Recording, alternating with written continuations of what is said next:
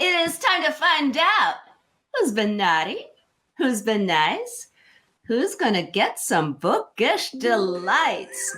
It is Jingle Books 2024. Good evening, everyone, and welcome. This is the annual Jingle Books Winter Holiday Bookish Celebration, and it's brought to you by Books That Make You and produced by Black Chateau Enterprises. And it's here live to you. Yeah, this is a live event, which makes it extra fun because that means just about anything can happen. So chances are you are watching on Facebook, and we strongly encourage that. That's where a lot of the fun stuff is happening, especially on the Books That Make You Facebook group. You can also watch on the Books That Make You YouTube channel. And I am here with our co-host and our host, CJ and Tina. Hi, guys. Hello. Hey, yay. Guys, while you enjoy this live event on screen, don't forget to join the Facebook group because we've got some super cool, fantastic elves that have a lot of games and prizes up for grabs. Like, who doesn't like prizes, right, guys? Right? So there's a slew of, I'm going to guess those. Those are mine because I love candy. Just saying.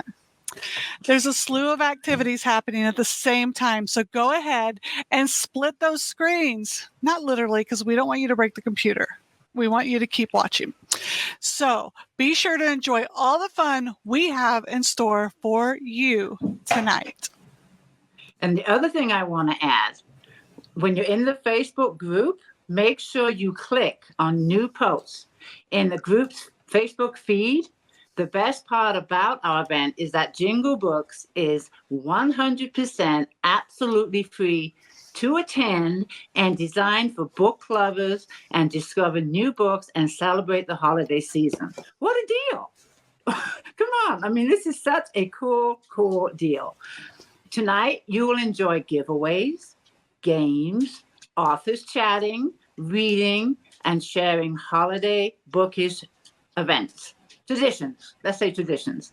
Most of all, you will be with your book family here at Book Chateau and Books That Make You.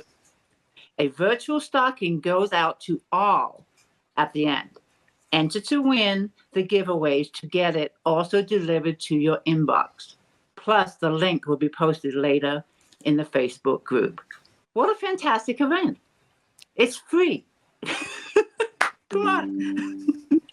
And we're doing a big, huge giveaway. Don't forget about that. Everybody can still enter to win. You can do that right now. Just go to the Books That Make You page, the website. Plus, the link is being posted, so you can click on that, go in, enter to win. Lots of books, lots of prizes. You can see the whole assortment of them there. And they're from so many of the authors that are speaking and sharing with you tonight. Now, I'm holding up. You saw me hold up, and then you saw me drop just a few of them. This is the Amber Minier, for example, by Jonathan Pruitt. And we had Kelly Ann's book here. Now I've got kind of a messy stack. That's there. So you can enter to win. And there is still time to do that. The cool thing is that we announce the winner. We draw the winner and we announce at the very end. And like we've been saying in the Facebook group, that's where all the fun stuff is happening because we have our little helpers in there and they are doing games and contests and giveaways. I'm not even sure what they all have up their little sleeves. They're some sneaky little rascals. Let me tell you that.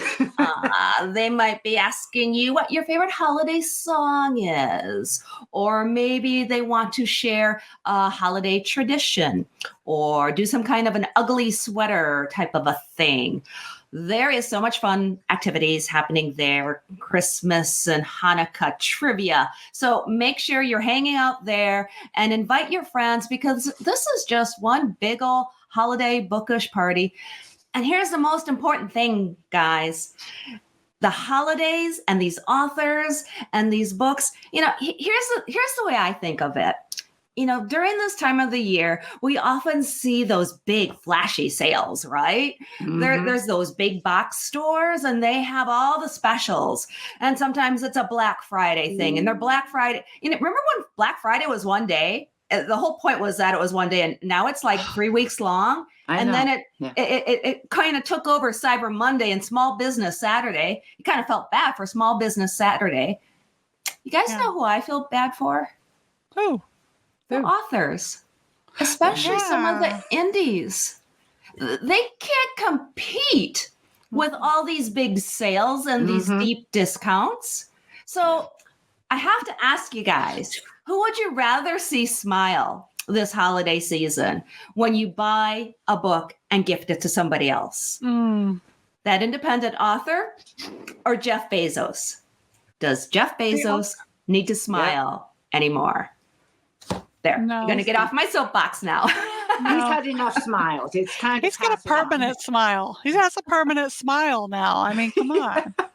He needs to pass it down. Pass it down to us, to the little guys. It's a season of giving. Give to all the authors, please. Exactly. And so hopefully you're going to meet some authors and get to know their books, get to know something about them. And you can stuff your own stocking. You can stuff other people's stocking. Get your TBR list ready because we're heading into the new year and everybody knows that they need to get their 2024 year reading list in order. So that's what this event is all about. Yeah, I'm super stoked for Jingle Books. It's the best event that brings in the holiday season. And we have some fantastic authors for you tonight. And we're going to be able to bring them here in one place and give away some fantastic books tonight. It's brilliant. Yeah, I love that it brings authors and readers together. It's just fantastic. It really is. So, and of course, I'm sure my reading list is going to grow after this evening. It'll just grow. It does every single time I'm at a Books That Make You event. It never ends. Yeah. Now, CJ and Tina, I know that you guys are both authors too. And I am looking forward to chatting with both of you at the end of the event. That's my little plan. Ooh. So I want to hear, especially CJ has just released not one, but a couple of new books, right? Just yesterday? My head is spinning. Yeah, released 3 books yesterday. Yep. Oh. Congratulations. When have you found time to write these? Well, those were in the making for a couple of years, and we just released 3 of them on the same day. So it was me and my nephew and my husband. It was fun, but we had a great time, and just for the holiday season and all these holiday books and all these authors that we're going to talk to, I'm so excited. Congratulations. Wow. Thank you. Yay. Yeah. And Tina, likewise, I want to hear some more about your writing too. Do you have anything special in store for us this holiday season? I don't have a Christmas traditional book to write, but I just released a book a couple months ago. So I'm excited about that one. I am. But the authors tonight, are we going to start introducing them now? Are we ready? Sure. I think your dog is ready too, because I can hear somebody barking in the background. It's not mine. It's not That's mine. We have a treat tonight of an array of talented authors. And our first guest tonight is an award-winning author, Stephen Joseph. And he is the author of adult and children's books, including Kidoodles, Snoodles, Poodles, and lots of Noodles. What a mouthful. Yeah. So we're going to say goodbye to Desiree, and we're going to bring on Stephen. We will see you at the end of the show, Desiree, for all those fun giveaways. Bye, Desiree. Bye. We're stoked. We're stoked. And Stephen is going to be reading tonight from his forthcoming book, Spoodles in Space, Episode 2. How are you tonight, Stephen? I'm doing great. I will be talking about Snoodles in Space Episode 2, but my reading will actually be from Cranky Superpowers, Life Lessons Learned from the Common Crankosaurus Chronicles. And I'm very excited about Snoodles in Space Episode 2. I was working on it this afternoon on the last edits. So we have all the pictures done and all and I have to make the words right, but we're all done with that. So I'm very excited about that. But I'm reading from Snoodles in Space, and then I get to talk a little bit more about cranky superpowers and then I'm going to go talk a little about Snoodles in Space episode 2 because I'm so excited about that. Sweet. I can't wait. Me too. I can't wait. So the thing, like when I do write a book, I do research, and one of the things I do to do research, I go to yard sales. You can get really good deals at yard sales, and I happen to go at this one yard sale, and I found classified government documents for the president's eyes only. It was like $5. I had to pick up. So if the FBI comes into the room during my reading, you know why. We know why. Classified, they don't like, taking presidential classified. I don't know why, but it was $5. I didn't know. It was there. It was in the box. It was a little dusty. But the interesting thing about these documents, they were from the 1960s, and they were historical records from the U.S. Enterprise Star Trek. I mean, these people Star Trek is actually true. It actually happened. They came back, they traveled in time to tell the US government about things that happened. So maybe they could learn something for the way they acted. So that's what I had these documents, and I was looking through them, and I picked what I found was one of the most interesting documents, which was the interview Mr. Spock interviewed for the job of first officer with Captain Kirk. Wow. It was. He had to. He doesn't get the job. He had a good resume, but you still have to interview for a job. They don't just hand you the job. So the only thing I actually ordered like Spock ears for this. It was like $16 for these things. Spock. That's my next book. Spock ears, and it didn't come with the crazy glue you have to attach. So I couldn't fit them on the ears. So I have the Spock ears, but they're not on my ears. Just so you know, I tried. I tried really hard. So I'm going to read now from Cranky Superpowers, the interview between Mr. Spock and Captain Kirk. Sweet. I can't wait. Mr. Spock, your resume is outstanding and your reputation is known far beyond this galaxy. However, I have one important question. Can you give me your word that you will be completely loyal to my command and the mission of the Federation? Captain, I am clearly interested in the position of first officer, and I tend to be loyal and trustworthy. You could be assured of this fact. However, I cannot give you my word that I will be loyal to your command and the mission of the Federation. To do that would be highly illogical. Mr. Spock, I find your reasoning to be highly illogical. You should know that I have interviewed over 20 other candidates, and I can tell you that every single candidate has given me their word that they will be completely loyal and trustworthy. And you should know, Captain, that I would be far more loyal and trustworthy than any of these candidates. Explain. I am interested in hearing your logic. If you are unable to give me your word, how will I be able to trust you?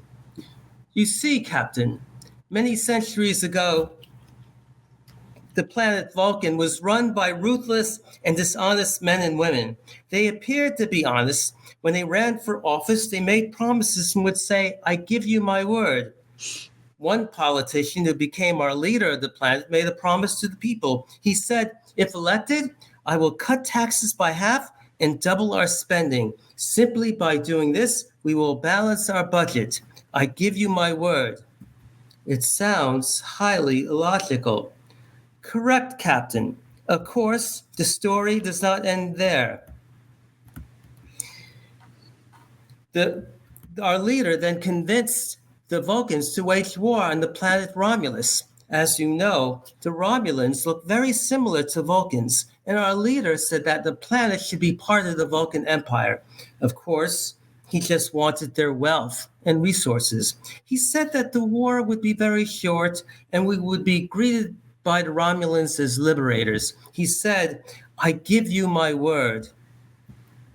Sure enough, the war lasted for years. Every year, our leader would say that we would soon be victorious, and he told the people, "I give you my word."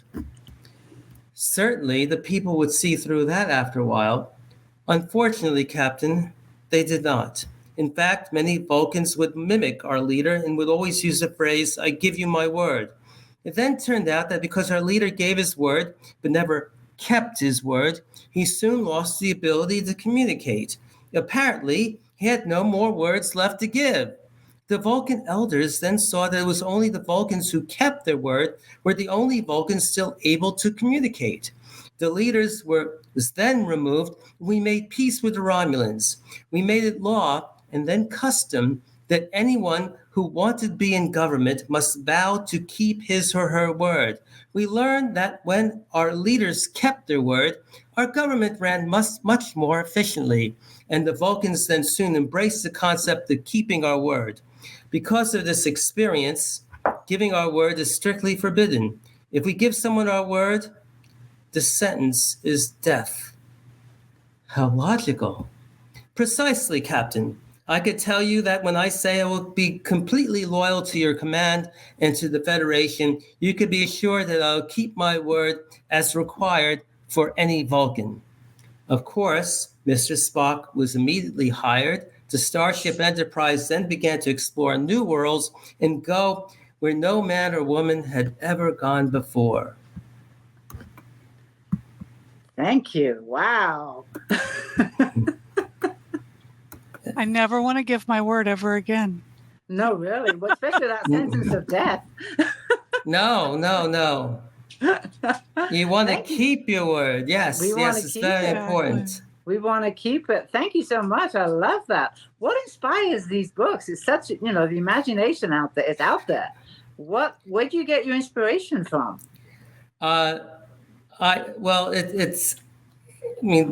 It's just life, just things Just that life? happen. I mean, that was like somebody gave me their word that they would do something and they didn't do it, and I got a little upset, and then I run and I go like I'm running off my crankiness, and then like the light bulb went in my head, and I was thinking of Mr. Spock, and I said, "Oh, that's a story." So I have two grandsons, they're 8 and 12. What book would you recommend of yours that I start them with? well, I think any of the Snoodles books. The Snoodles ones? 8 and 12 is 8 to good? 12 is perfect. And the illustrated, right? The illustrated. Yes, and that's the cover for my next book, and I'm so excited about that. And I could tell you a little bit about that because, again, that was like a brain fart in my head, and I was thinking of Charlie and the Chocolate Factory, Love that book. Yeah, it's a great story. But one of the things I was thinking about was that, all the media was there. The media, all like television crews and radio stations and newspapers, everyone was there to see Charlie and these other kids go to the chocolate factory. And the other kids, they were kind of spoiled and they made bad decisions. And I was thinking how it must have been terrible for them. They were on the front page of the newspaper the next day. They were shamed. They had to go back to school. Kids made fun of them. So this is a book that recreates that kind of piece, except makes those bad kids into the heroes of the story at the end. So Oh, wow. you have this before the Snoodles in Space. Snoodles is a Snoodlemobile runs on Noodles. That preceded that was the Krautmobile, but even before that was the Grudelmobile, which runs on gruel, and gruel is really stinky. It's just ugh, yeah, Oh, you don't like wow. gruel. And it was created by Grumpy Grimy Grudelman, and he was one of the richest people in Noodleham. So he took his kids, Frumpy Frimpy Frumpy Fruitle and Wimpy Whiny Woodle to Chunky Chockadoodle's candy chocolate factory. And of course, there's Schlumpadoodles there. And Frimpy Frumpy Fruitle had a Fitsy Witsy Pompadoodle. And first he fits, and then he wits, and then he popped. And Wimpy Whiny Woodle had a Swizzly Twizzly Slimadoodle.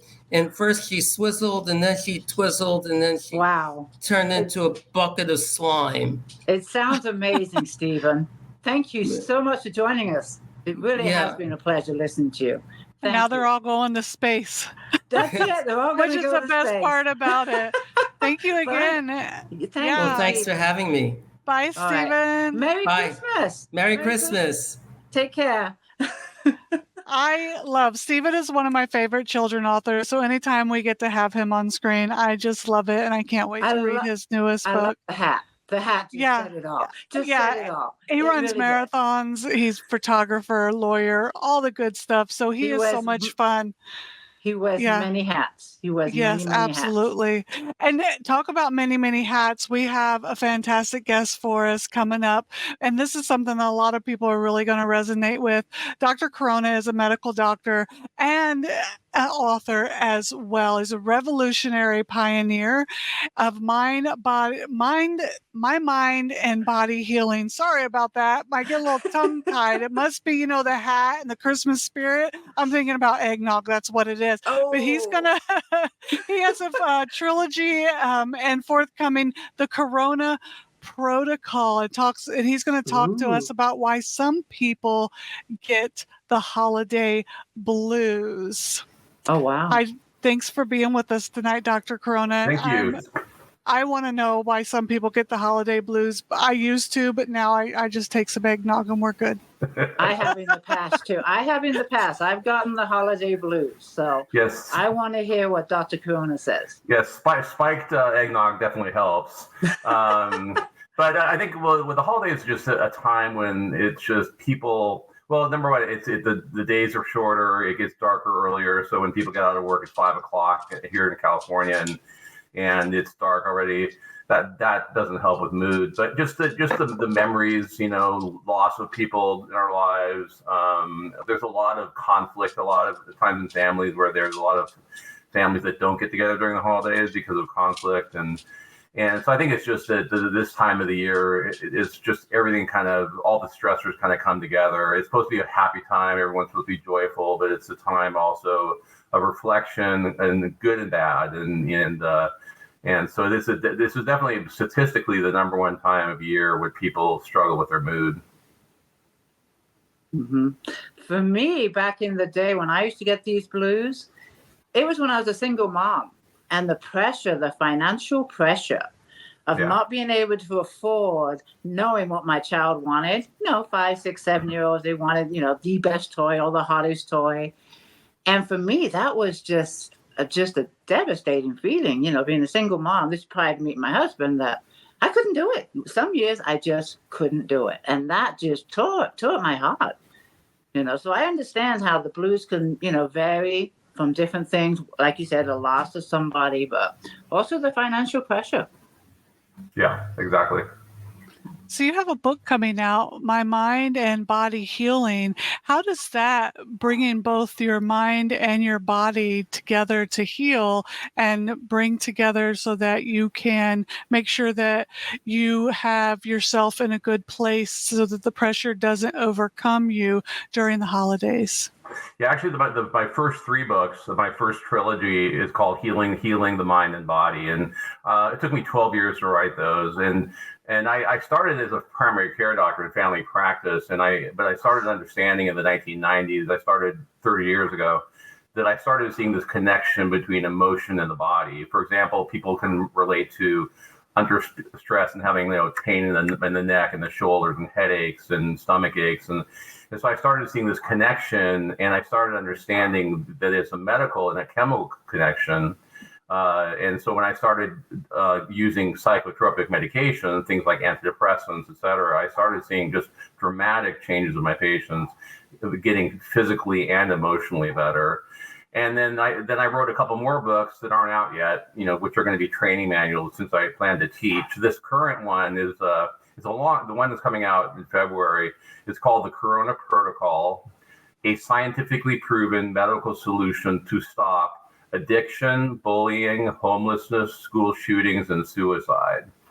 30 years in the making. So this book, this book is basically, I tell 30 stories. So it's a whole different book than my first 3. It's mostly fiction. I tell 30 original stories in the book about people that struggle, and topping it, and then leading into our modern problems that we have in our society, which I just mentioned 5 of them. So yes, I think I'm very excited. I put about almost like 5 years now in this book, and I'm really, really excited about it coming out, and I think it's going to make a big impact. Yeah. Wow, that's incredible. Yeah, I think a lot of people forget about that your mind plays a huge role in your physical body and how it reacts. And during the holiday time, a lot of people put stress on themselves to buy the perfect gift, to make sure that you're seeing all the family members that you don't see throughout the days. Do you have any tips to alleviate some of that stress for people? Well, I mean, I think taking care of yourself. I mean, exercise is very important. I talk to my patients about the importance of a regular exercise program, But it also, what I want people to understand is there's so many people who struggle out there. They have depression, they have anxiety, they're bipolar. There's so many ADD and so many things out there, PTSD, et cetera. That there's actually hope out there, that actually these are usually medical problems. And so my practice focuses on medications. And most people think, oh, I don't want to take medications. That's the last thing I want to do. I just want to, see a counselor. And I mean, these things can help. Getting some counseling, exercise can help. But the main hope with a lot of people who struggle is that there are chemical solutions, and with non-addictive medications that I call holistic healing, because basically the medications help the body heal itself. It helps by balancing the neurochemicals that are out of balance that lead to these things. And so I see dramatic improvement with my patients with just very simple, within 1 or 2 visits with patients, I'm able to get their lives turned around for the better pretty dramatically. Oh, wow. That is impressive results. Yeah. That's amazing. It's definitely amazing. And we know that the holidays is one of the most stressful times of the year for a lot of people. If you had one thing that you could give them to take away before we head out, what would be the one takeaway, if there is one, that you could give to maybe change one person's outlook on the holidays? What would that be? Well, seek help. Don't feel like you're alone. If you suffer, get some help. And if you can't find a doctor to help you, get a hold of me. I have patients from around the country. Go on my website, drpaulcoronamd.com. That's DR for doctor, corona like the virus. But if you go on my website, just, I have a lot of resources there, a lot of blogs, a lot of information. I have a podcast, the Dr. Paul Show. I've done over 150 podcasts. So I have a lot of information, but if you want to become a patient, I have a very unique style, and, or find a doctor out there that can help you. But don't feel that there's not hope, and don't feel that there's not a solution for you. If you look for it and find the right physician, your life can turn around for the better, I promise. And the best thing is to talk about it, not bottle up and close up, but to actually find someone that you can talk about it, because I think talking is the first part of healing, of course, but keeping it all bottled up, I think, just creates, more issues, more problems further down the road. Absolutely. Yeah. Thank you so much for sharing to get those holiday blues so we can all have a great time and bringing the new year together. It was great talking to you, Dr. Corona. Thank you so much. Thank you so much. Thank you. And Merry Christmas. Have a good night. You too. Bye-bye. Now, up next, I'm sorry, CJ, go ahead. No, those were great tips. I'm so glad that Dr. Corona was here with us tonight, because there are people struggling. I know this is the first year that we're spending Christmas without my father as he passed away this past summer. And there's other folks that aren't handling it as well as our family is. But my dad was able to, share a lot of joy with us. So I know that although we're missing him, we are handling it because we are talking a lot. So I want to thank Dr. Corona and a lot of doctors out there that don't get enough credit for the things that they do to help us out. So thank you so much again. But I know that we have another fantastic We guest. have another fantastic guest that's going to be joining us, and it's going to be Jonathan Pruitt. And Jonathan is the world's most infamous spider biologist. I mean, wow. I want to talk to this guy because I have a phobia of spiders. I wonder if he can help me with that one. Oh, anyway, he's a spider biologist turned fantasy author, and he's going to read an excerpt from his best-selling debut, The Amber Menhir. So let's bring him on. Hello, Jonathan, and welcome. Hey, thanks for having me. I dwell in Florida, so I hope you can forgive my Floridian winter attire. I wrapped the towel around my neck. I love it. I think it's brilliant. It's brilliant. you guys are in for a good time. I'm going to put myself on mute. Okay. So, before we get started with your reading, I just have a couple of questions for you real quick. You're a spider biologist, is that correct? Yeah, I probably spent 15 years gallivanting around the world studying spider behavior in the remote tropics, like in the Namib Desert or Kalahari Desert, or and also in rainforests. So in northern Australia and neotropical rainforests in Ecuador and Colombia. So I used to go around the world and spend most of my year looking at what spiders are doing when no one's watching. Like, what are the secrets in spiders' lives, and are they dramatic? And then, an opportunity. Yeah, exactly. And then an opportunity emerged for me to have a philosophical pause, where I thought, I always wanted to write a fantasy novel. I thought, well, that now that I'm in this sort of like stasis pattern for a little while, why don't I try to do something productive? Because I feel like a lack of productivity is one of the most imperiling things to my psychological state. So I started writing a fantasy novel, and then it just kept on going. And I guess I spent the last 4 years now drafting fantasy novels more than anything else. The first one just came out. And this is your debut, best-selling, so congratulations on that. So I'm going to be quiet now, and let me see the cover of your book, and we'll listen to you read. Ooh, The beautiful. Amber Menhir. A full disclosure: the Amber Menhir is not a cheery place where people are sledding all day long. So, this might not be as jubilant as you might imagine it should be. In fact, it's jubilant for the POV at hand. Chessa is just admiring some less than ideal circumstances that have befallen her once boss. And of course, none of us have ever wanted something naughty to happen to one of our bosses, so we can't empathize at all. Okay. He'd been a brute in life and a powerful adversary to many scholars. His perfect bone structure, imposing stature, and easy likability had made leadership an effortless inevitability. Staring down at him, Chessa wondered if Liam had ever worked hard for anything in his life.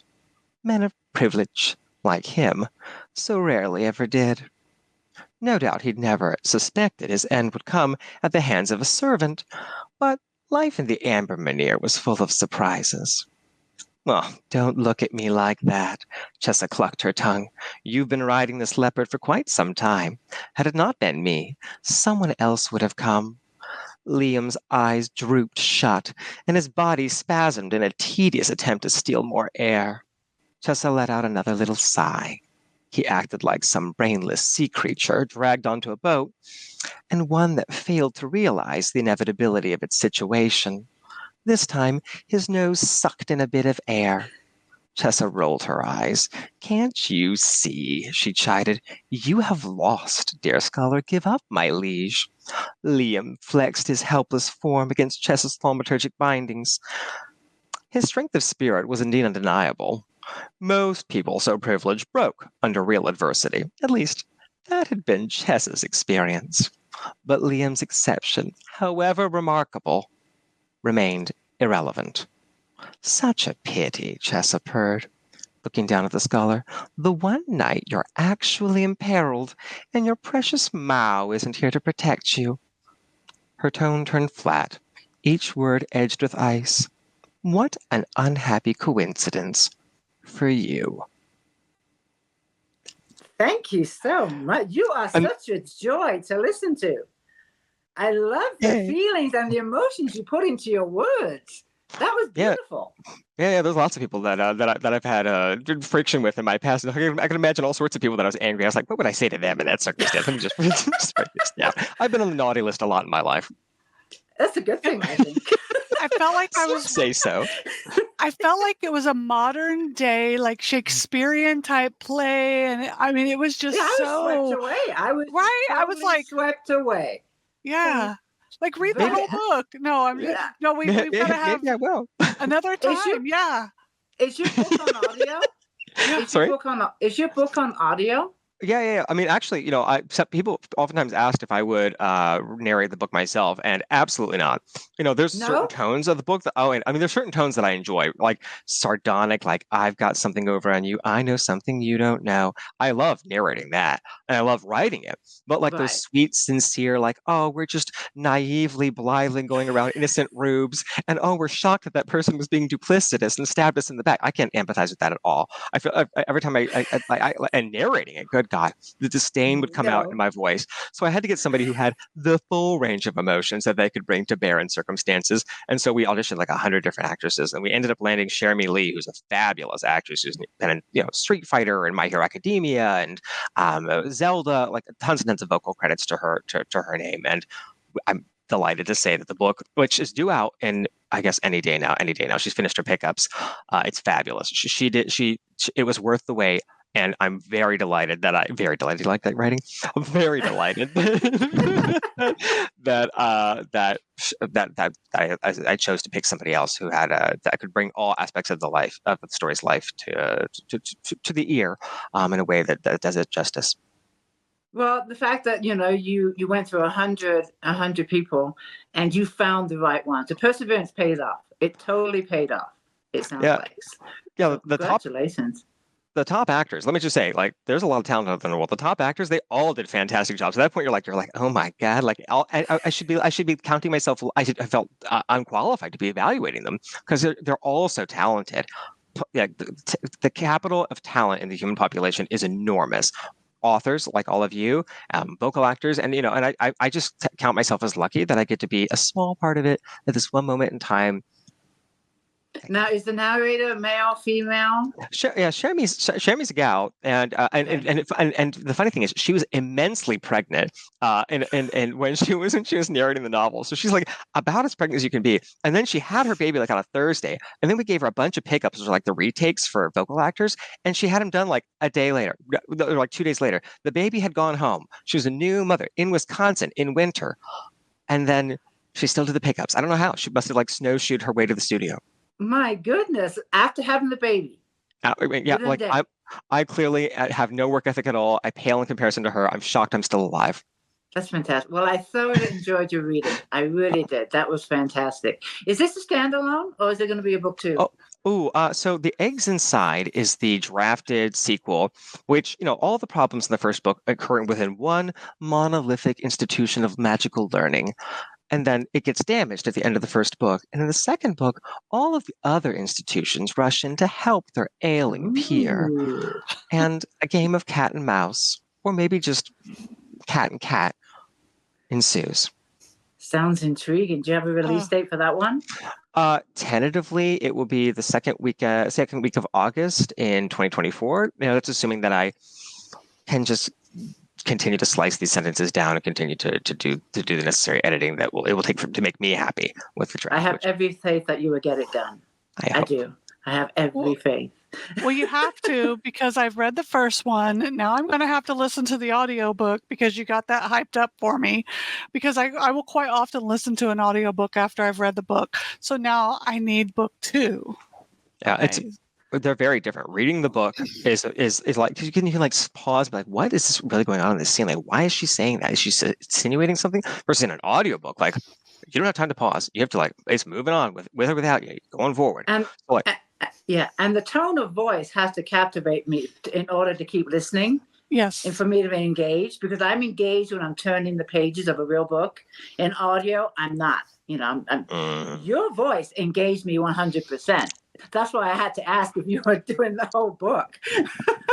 Maybe I'll do like giveaway videos on like YouTube or something. Like if you like it, I'll read to you on YouTube and give it away for free. You should, really, because that was brilliant. It really was. So Yeah, that was. it was so great. I always enjoy talking to you, Jonathan, and seeing anything that you're doing. I'm a big fan. The things that I let you see, fine. That's absolutely the manicured version of me that you see on this screen for now. You can stand by that. There we go. Well, same here. Nobody wants to see me with my hair sticking up everywhere, you know? Yeah. Most of the Wait time till I put the lipstick on, then we're good to go. I look tragic most of the time over here.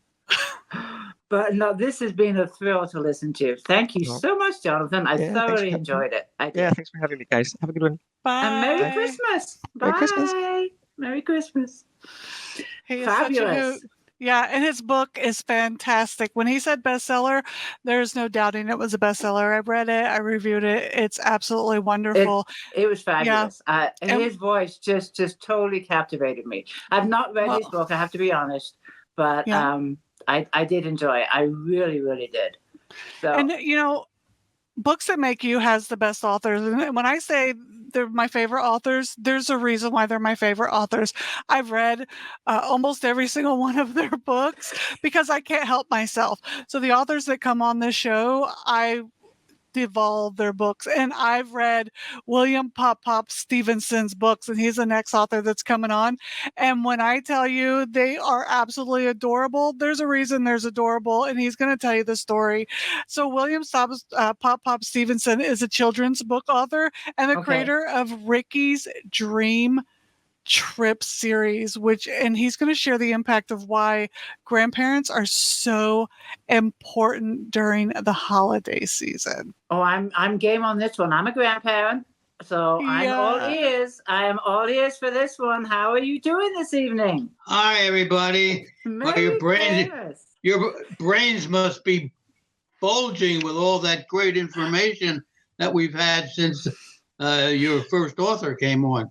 It was just wonderful. Yeah. Anyway, I'm going to talk a little bit about my books.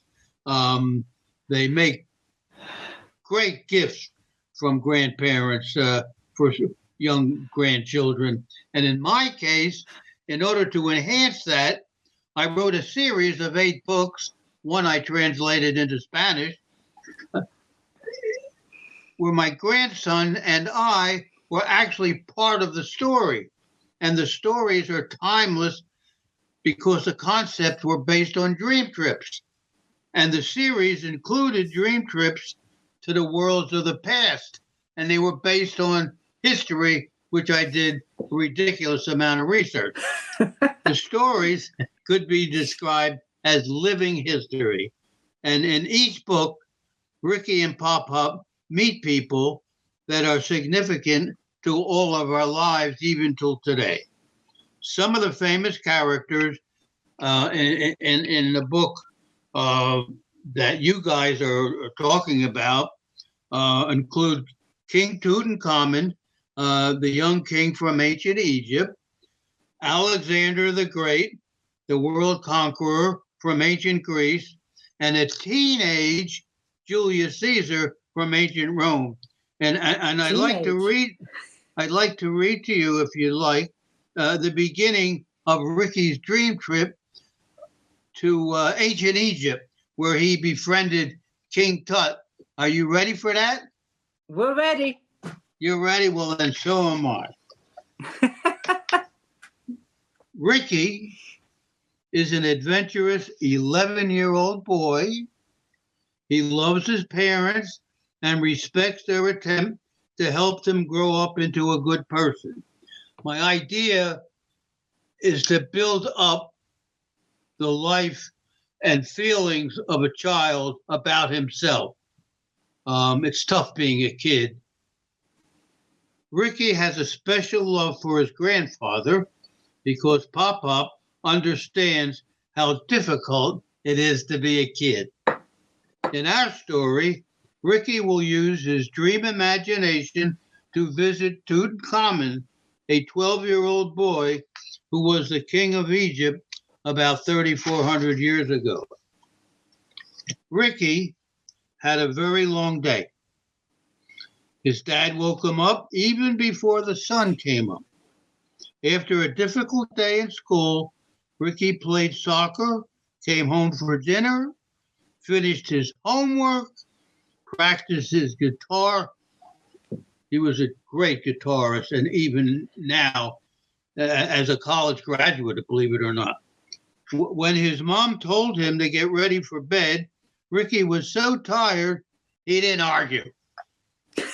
He went upstairs, changed into his pajamas, and fell into a deep sleep as soon as his head hit the pillow. And not long after, Ricky's grandfather appeared in his dream. Pop, I'm glad you're back. How long are you staying? This is your dream, Ricky. I'll stay as long as you dream about it. Are you ready for our next adventure? Yeah, I can't wait. Where are we going this time? And remember, this is part of a series of 8 books. And this is 3 books that you guys are talking about. We're going to visit a boy about your age. His name is Tutankhamun. He lived in Egypt about 3,400 years ago. I believe he would like to meet you. His life is very complicated, and he needs a friend. How do I know he'll like me? Ricky asked. Oh, that's easy. You just dream it. That's right. Let's go. Okay. So we're going to travel on a chariot that will take us to ancient Egypt, said Papa. That's cool. But won't the Egyptians think we're coming to fight them if we come in a chariot? That's right, Ricky. But don't worry. Ancient Egyptians had several different kinds of chariots. Now, I want the readers to understand.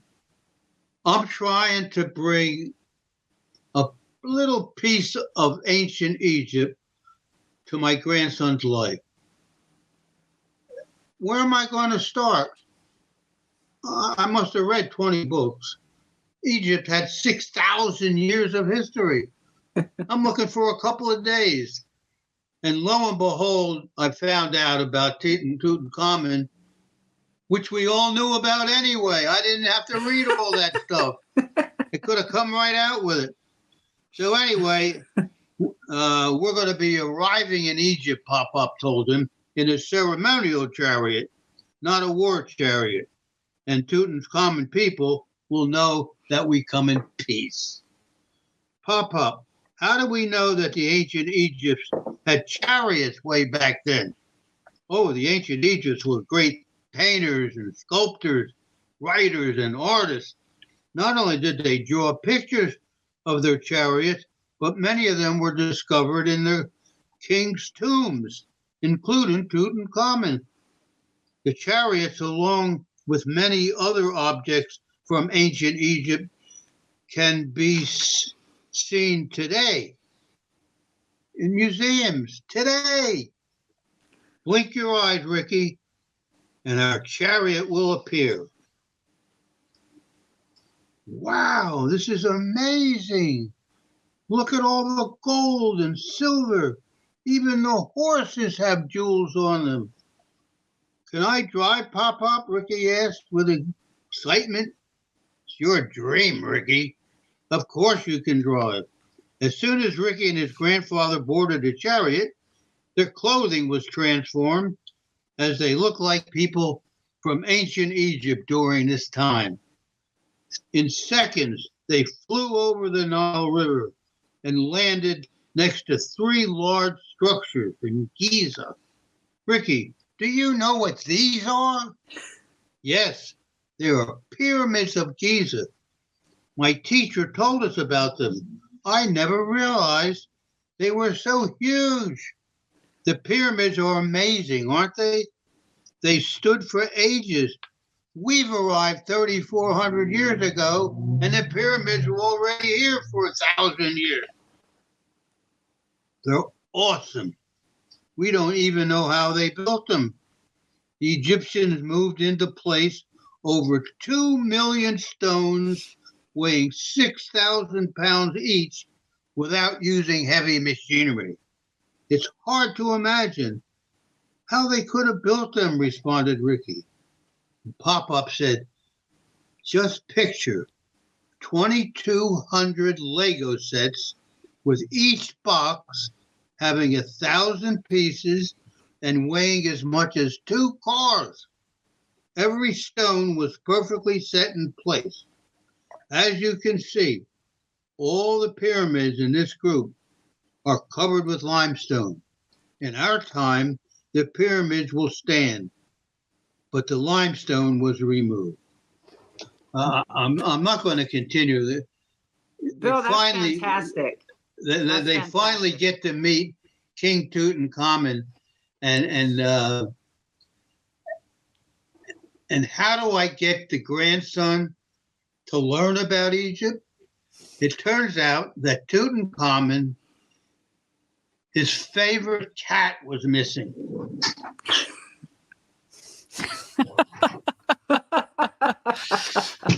There we go.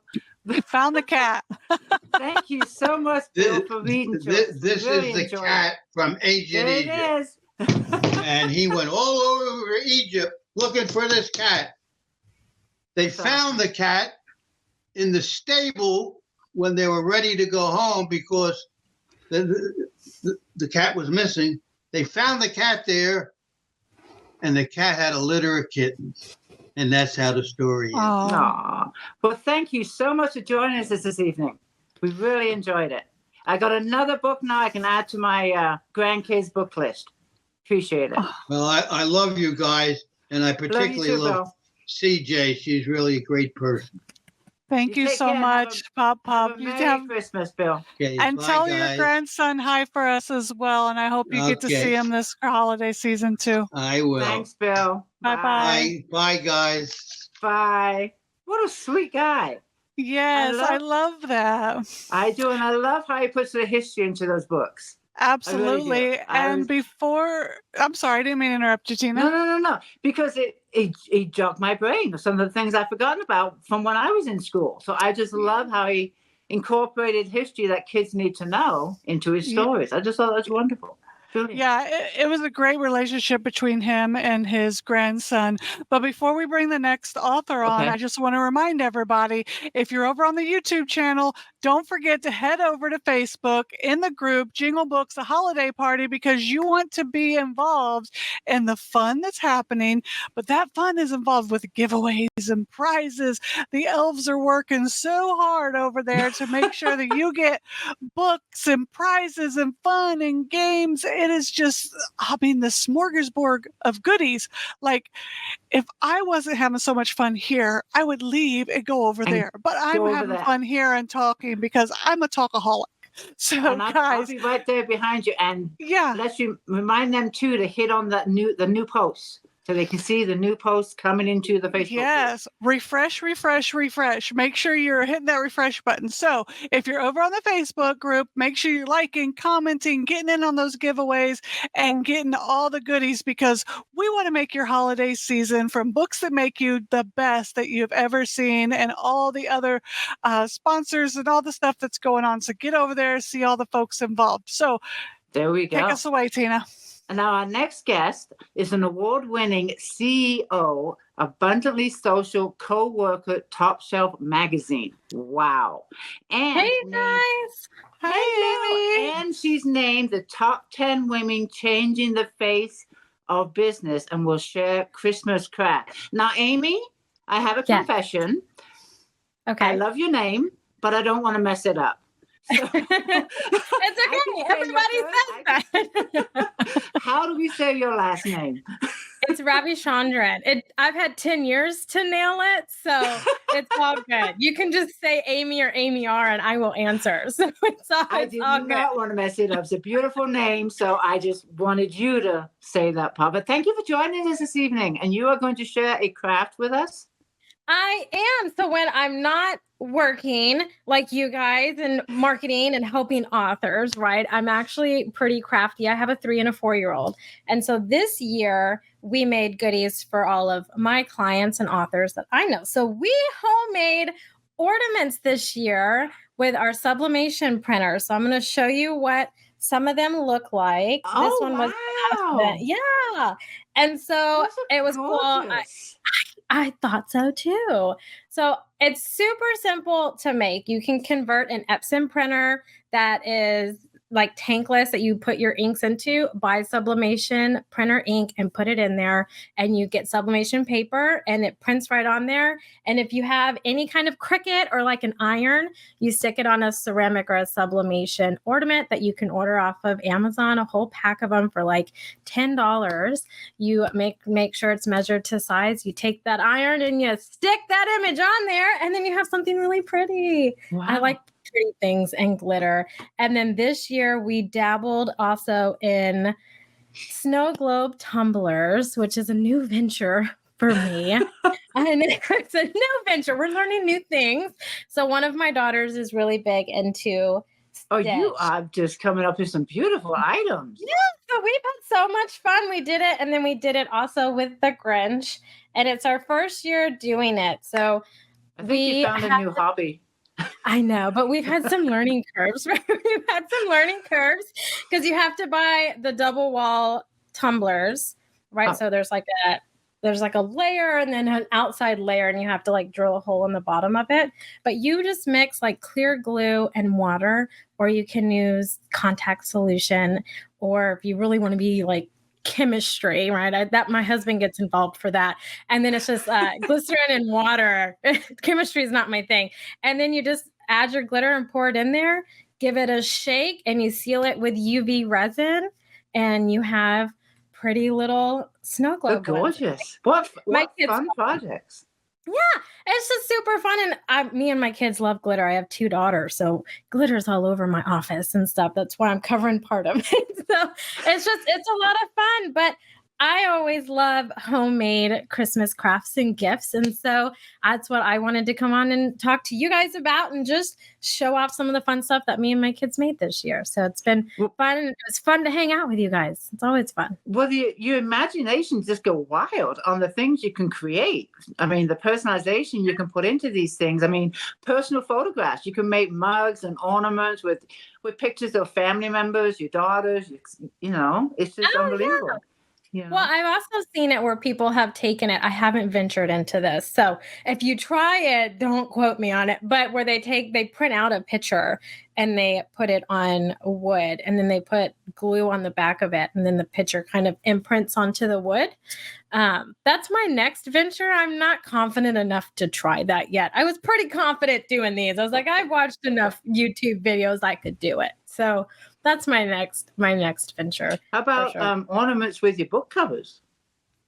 Yeah. I thought about doing that this year for a lot of my authors, but they're coming out with new ones next year. And so I wanted to do their latest cover. So, my marketing hat was on for that one. I'm like, well, that's the marketing thing. So I'm like, well, we'll just do like stockings and cute little holiday ones so my kids can kind of get involved. Because honestly, that way, if I messed them up, they didn't look that bad. They kind of blended since it was a new venture. So it's a lot of fun, and it gets my kids hands on. So it was great. You guys should try it. How old are your daughters? I have a 4 and a 3-year-old. So my hands are busy, and glitter is everywhere, and I wouldn't change it because I love glitter. It makes everything happy and shiny. And I think the holidays should be happy and shiny. So I'm here for it. It's perfect. I like happy and shiny, but glitter is like sand to me. And after spending a lot of time in sandy places throughout 20 years of my life, I'm like, sand, no, glitter, no. My husband feels that exact same way. So he's not allowed in here if he doesn't want to get glitter on him, because we do leave covered in glitter. And it's one of those things I've heard people say that if you really want to just like irritate someone or whatever, give them one of those packages for Christmas that's covered in glitter, because then they're not going to want to open it or nothing, So my mother's gift is like that, because it's just a funny thing. She had one. Yes. She poured glitter on all over for me. So it was one of those fun, just like pranks that we play. But glitter is just all up in my house and I love it. So. Yeah, I'm thinking of all the things I can create. I love seeing things like this. And I'm thinking, oh, I can do my totes. Oh, I can do coffee mugs. You know, because I have people that make them for me. But like, well, wait a minute, I can do this. I know, like these stickers and stuff that on it, it's not vinyl, so it's the digital to film. So you can buy a film and print on it, and then it sticks on there. So there's and then you just wrap it around. Yeah, there's no clear around it like a water slide or anything like that. So that's what was like to me the most appealing, because I've done water slides and epoxy cups and all of those, but I was like, I want my glitter to move when I move it up and down and shake it, you know, and all those. So my kids, they get to drink from these, but supervised, because I do live in fear of them breaking, and then that's where you don't want the glitters where it's going to break. What about the dishwasher? They can't go in the dishwasher, can they? No, these can't. But if you sublimate like on a mug or on a tumbler, then those, I mean, tumblers shouldn't go in the dishwasher anyways, but some of them are dishwasher safe. The sublimation will stay on there. So sublimation is an ink that you print on, and when you heat it up, as long as you have a sublimation surface or a ceramic surface, it will impregnate onto that. So it is like permanently embedded within it. So it's not going to fade or come off or anything like that. So that's good to know. Yeah. I mean, I might never buy an ornament again if I got into this. Well, I'm telling you, it's one of those things. And authors are always thinking of new ideas for swag, for their book signing booths, for giveaways and things.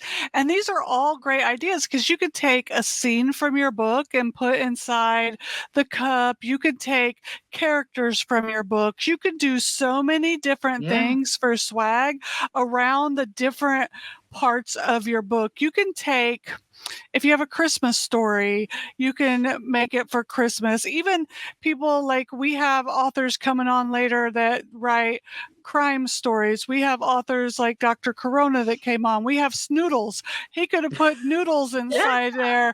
You know, there's so many different things when you think about swag that you could make the cups for. You can make the ornaments, special ornaments, and give those out to the people that are your core reader group, that might be your ARC readers. And that's how you build your author business. So those are great things that you could do for your team. And I think that that's fabulous that you shared those with us, because I never thought of those before. I'm that mom that when the kids went to school with their science project, it looked like they made it because they did. Not the kids that when they went, it looked like the parents made it because, I tried to help them and they were like, Mom, stop. Okay. Yeah. No, I know. If it involves glitter, I can do that. But the cool thing is that these are relatively inexpensive to make yourself. Like these cups, to buy them already with the hole drilled is like $8. And then you can make the stuff. And then the ornaments were like $2 to make myself. So it's inexpensive if you do it yourself. And then you can ship them out and have them at your table for swag and those kinds of things, and not break your bank account, that's my motto. I don't want to break anybody's bank account. Make it look pretty. Yeah. And I've seen at Michael's, the craft shop, they have like 10 packs of the totes, and they're only like $3 a piece, blank. And then you put on your own design, and that's very cheap, I think. Yeah, and then you just have to print it out, and then, get your iron out. You really can use any iron. You don't have to buy like the Cricut heat press or anything. You can use just a regular iron, stick it on there, and it'll work. I mean, it's fun. I like to be like inventive and fun and kind of change the game up when it comes to marketing and craft and just having a good time. It's just meant to have a good time and embrace it and try it. And if it didn't work, well, then we figured out what didn't work. We're going to try something else till it works. Yes, that pivot is so important. Yeah. And it's great. It's a great fun thing to do with your kids. I mean, it's just that, you're involved with your kids. It's fantastic. I love it. I really do. Thank you so much for sharing this. I love it. Oh, good. Thanks so much for having me on, you guys. Happy holidays. It's so much fun. I'm glad I got to meet both of you. It's so much fun. You too, Same to you, Amy. Yeah. And Merry Christmas to you and your family. Merry Christmas to you guys. Awesome. Bye, Amy. We'll see you later. Bye. Bye. Bye. My brain is just that was so spinning. much fun, right? I'm thinking, It's okay, just when's my next spinning right now. event? What swag am I going to have somebody know. make? Because if I make it, it's going to look like a kindergartner did it. It's all these things that go through my, I can do this, I can do this, I can do this. Yeah. I already have the totes and the coffee mug, but now I'm going beyond that. Yeah. Well, I don't have any. I've got bookmarks. That's about as much as I did so far, but I'm getting on it. I am. And the fact that I have these made, like I said, by somebody, but it's like, I might just get this machine and do it myself. Because not only because of, of course we all want to save the dollar wherever we can, but the fun that it involves, that you're actually creating your own totes, your own bookmarks, your own coffee cups, and beyond. That beyond is what's getting here right now. Yes. And you want to talk about fun. We're about to have some fun. Kellyanne Manuel. Now, I've talked to her quite a few times, and I have a blast every single time because she's probably one of the sweetest beings in the world. And she is what we call an uncommon author. She published 31 books. Wow. All at the same time. Yes, that is one book for every single day of the month. How did one do that? Well, I've been trying to get her to just tell me her secrets, but no, she'll tell you, but she's going to be reading The Last Snow. Kellyanne, thank you so much for being here. I am so excited. Hi, everybody. Thank you for having me. I'm so happy. Merry Christmas. 31 books. Am I hearing that right? Wow. Yes, ma'am. You need to write a book on how you did that. I'll be happy to. Wow, I am impressed. It was a lot of fun. It's always a lot of fun, and it'll be more fun when I get to do more. And that's the plan. I have a lot more that I want to do, and but 31 was out of the gate. I thought I'd start with that. That's incredible. I am so impressed. And aren't they beautiful? Look at them lined up right there behind her, and the illustrations. They are gorgeous. Wait till she goes to read. Oh, you're going to just be kicked off. I'm ready. I am ready, Kelly. Well, here we go. Okay. The Snow Last by Kellyanne Manuel. This book is dedicated to Mary Magdalene. The other day, I went to visit a friend who lives at the tail of a rainbow's end. This is a tale that may feel a bit cold. Nevertheless, it is a tale to be told. In this particular town, there was an event that caused many a frown. There was a snow last, and just as it sounds, is when something ends and silence resounds. Now, please take heart here, my reader dear. It turns out there is nothing to fear. The town felt lucky to have fond memories of this polar blast. I saw this in every crevasse, vast. I would recommend a proper pause at this time. It is so very helpful and an ease on the mind. Even though this town had a snow last, it was also the beginning of another season past. Beautiful. I have to say, I love those illustrations. They pop, they catch your eye. They are beautiful. Who's your illustrator? That's part of my great story. When I began to write in March of 2022, that's when I started writing. 30, and okay. Yeah. I wrote, and I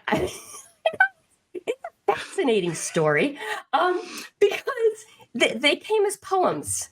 And I knew that they were meant to be converted into nursery rhymes for children. So they're all nursery rhymes. I love Hans Christian Andersen. That's who I grew up with. And I kind of think of him a lot through the work I do. So when the books came and the poems came and I started to convert them into nursery rhymes, I had to illustrate them. But I had never written even before. So how was I to go about that? Well, I discovered a platform called iStock. iStock is a subscription-based platform where artists will submit their art. And then you pay a fee and you're able to use their beautiful pieces of art. And what was incredible was how the art that I found matched my words. And I had 27 books in 14 days, illustrated and ready. Well, I didn't have the synopsises done, but I had the covers and all the art. And the books are about 19 to 21 pages. Okay. That's a good length. Yeah. Well, it's for 4 to 8. I mean, but I even have some babies that are responding to the books at 8 months. So really, there isn't really an age limit for my stories. And even up to 80, because at any age, the way that the nursery rhymes are, they're fascinating to any age person who interacts with the books. And of course, the art and the illustrations bring the books and my words alive, right? They really do. And I think up to 24 pages is perfect because we all know the attention span of a child. Yes. So you have one book I remember that we talked about before that I said I need to read when I wake up in the middle of the night. You have so your books have lessons that children need to read because they're just so impactful, and you broke them into series. Can you talk about those series? Sure. All the books are experiential.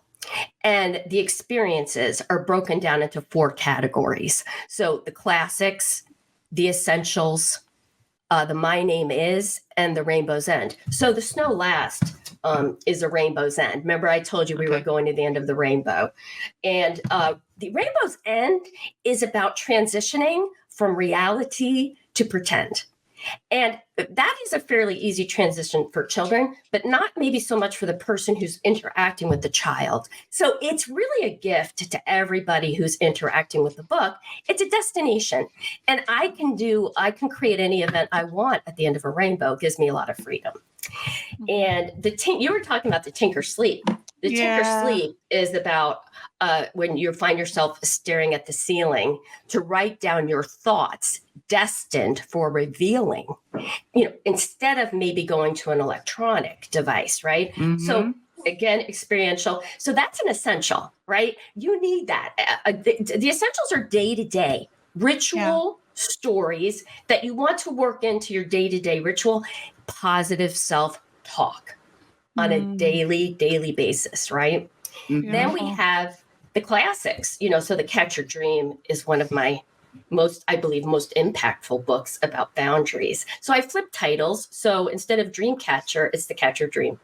The classics are more broad experiences, hopes, dreams, fears, nighttime. So that it's a bigger encompassing than the essentials, which are more targeted experiences. And then lastly would be the My Name Is series. So My Name Is Light is one of them. And the My Name Is series is all about positive, healthy discourse. The child states what they see and the narrator states how they feel and what they want to say. And then there's just a healthy dialogue that is modeled. And it's about the child being able to say, I feel that I'm this.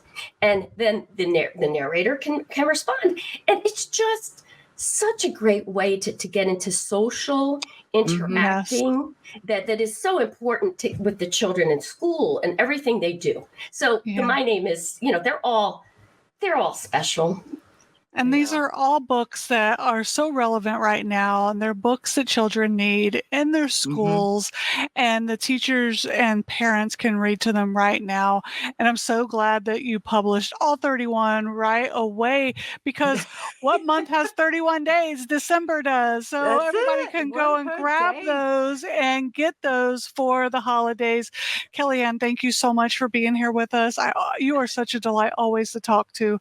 So I'm so glad that you were here for Jingle Books holiday party, and I can't wait to talk to you again. I'm honored to be invited, and anytime you ask, I'll be here.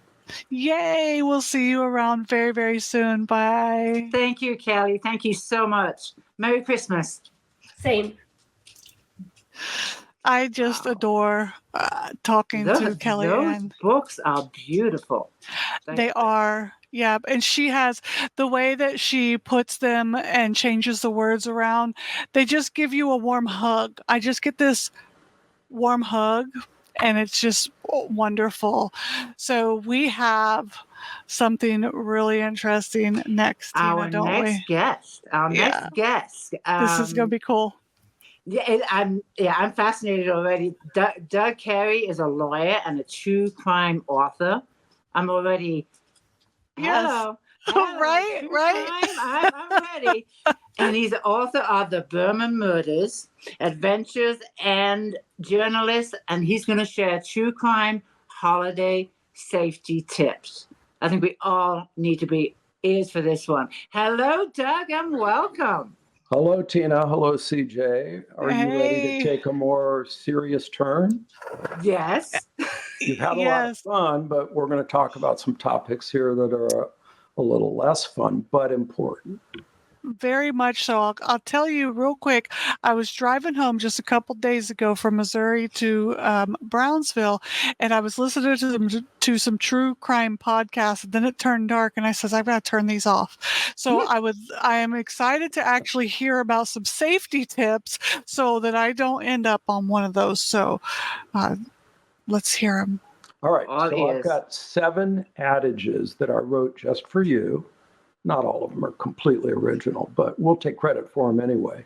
So they cover 7 different areas, and I'm going to save cyber for last because that's actually nowadays probably the most likely way that you'll be a crime victim, not only during the holidays, but year round. So let's save that for last.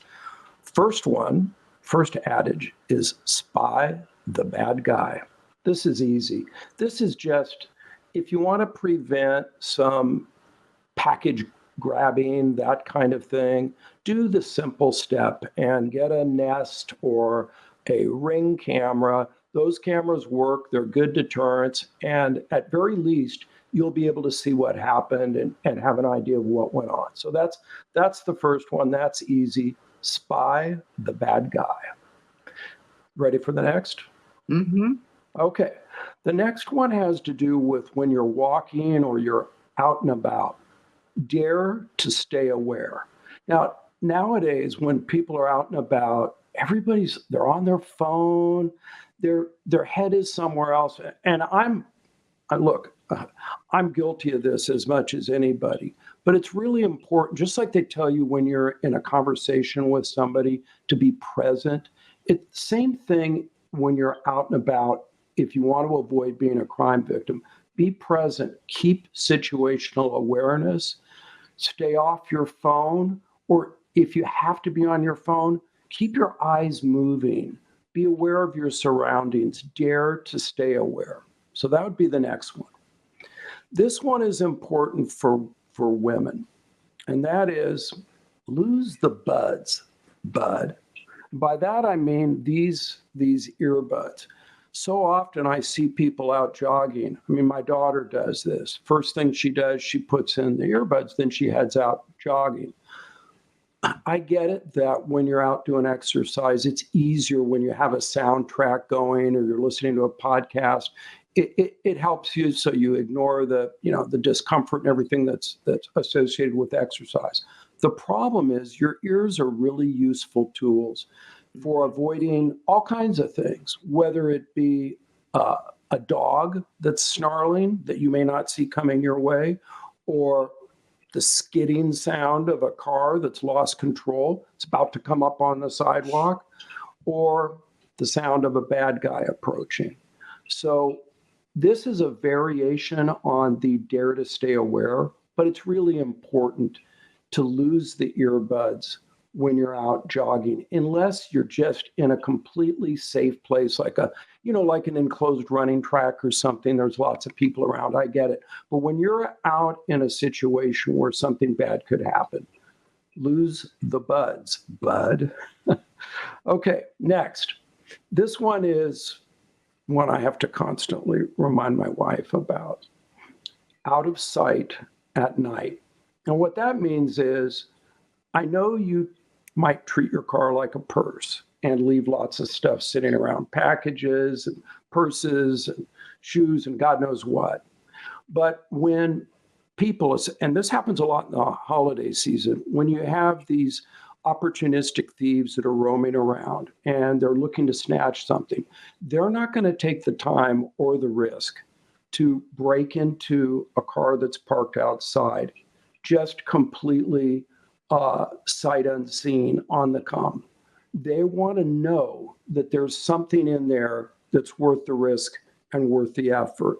So they generally won't go into your car unless they see that fancy pair of sunglasses or the wallet that you forgot to put back in your purse or a phone or something else that is an incentive. So out of sight at night. The next one is important, an important rule if you're going to take an Uber or a Lyft. Play the name game. What that means is when the driver arrives, they're supposed to know your name. And most drivers will say, "Are you Tina?" And you say, "Yeah, I'm Tina." And that way you know this is the driver you called. However, there have been incidents when somebody pulls up to the curb and they spot someone and they can tell that person's probably waiting for a ride share. And they'll come up, they'll go, "Oh, I'm your ride share," or "I'm your Uber." And the unsuspecting victim will get in the car. Now, that's a very dangerous situation because that's a kidnapping. And not only a kidnapping, it's a kidnapping with intent to take you to what's called a secondary crime scene. Don't ever let yourself be taken to a secondary crime scene. Nothing good will happen there. So even if somebody pulls a gun on you, I've taught my kids, run, fight. Personally, this may be a little dark. I'd rather have it happen right there on the spot than be taken somewhere where they have control. So play the name game. If somebody pulls up and offers you a ride, ask them to tell you your name. And this is even more serious. This has to do with mass casualty events. Way out the back way. Way out the back way. It's a good idea, and I'm still working on this, to train yourself when you go into, let's say, a big store or a mall or a movie theater, whatever it might be. Pick out an exit. Have it in your mind. That's my exit if something happens. Instead of going out the way I came in, I'm going to go out that way. Always have a secondary method of getting out of the situation. Most people instinctively will run for the same door they came in. I'll give you an example. I'm chief legal officer at a technology company, and we had an earthquake. This is California. Earthquakes happen. All the electricity in our building went out, and for some reason, our exit door to the front, where most people come and go, was frozen. It wouldn't work. We're trying to get it open. So I was telling people, you got to go out the back. But in the moment, they weren't hearing me, and they were just instinctively going for the front. Always have a way out that wasn't the way you came in. Way out the back way. Yeah. How are we doing so far? Yeah, I think I think that the holidays are a fun, festive time, but we have to be aware. There's going to be a lot of parties. There's going to be a lot of events. And I think that you have to be aware and you have to be safe. And those are fantastic because one of the things that I was taught in the military was safety first. Safety first, fun always. As long as you're safe, you're always going to have fun. So it's so important. These things, people don't think about it because they think, oh, it's never going to happen to me. But it always can. So I think that it was fantastic that you shared those with us today because reality has got to be in the forefront of our minds. So let me give you one more that we can talk about, and that has to do with cyber. Disobey. Do it your way. And what I mean by that is, have you ever noticed that when there's these scams, whether it's a fake text message, somebody is impersonating your bank or whatever, or an email or even a phone call, they're always trying to get you to do something. And they want you to do it their way. They want you to click their link. They want you to call their number. They use every emotion in the book to try to get you to do that. They use fear. Wait, I didn't buy that. What's this invoice that I got? It says I bought this thing for $600. And there's a big block letters that say, if you didn't order this, call this number. Well, how about instead of doing it their way, you disobey? And you call the store directly by Googling and finding out the store number. And lo and behold, they tell you, oh, that's a fake email. They're trying to get you to call and give you a credit card number. Or, they try to induce you with greed, $200 gift card. I've seen those. I had somebody come to me the other day and say, is this link valid? I can get a $200 gift card. I said, probably not, but you're not going to click on it here at work. If you want to do that at home, that's fine, but you're not doing it here. Again, they use greed, they use fear, or just they sound very authoritative. Yeah. You must do this now. And we're all kind of used to going along with things. Oh my God, I'm in trouble. And all kinds of tricks. So again, disobey. Disobey and disobey. If somebody calls and says, oh, your son or your daughter got arrested, you need to post bail right now, or we're gonna have to put him in jail overnight. You say, okay, tell me the name of the jail or the arresting agency, and I'll call them directly. Thank you. If you have a case number, you can provide that to me. But I'm not going to give you anything over the phone. Sorry. Perfect. And if they start fighting back on you, then you know it's not real. There's all kinds of ways they do it now. And it's going to get worse with the AI because pretty soon they're going to be imitating your loved ones. We live in a perilous world. So instead of being more obedient, disobey. Do it your way.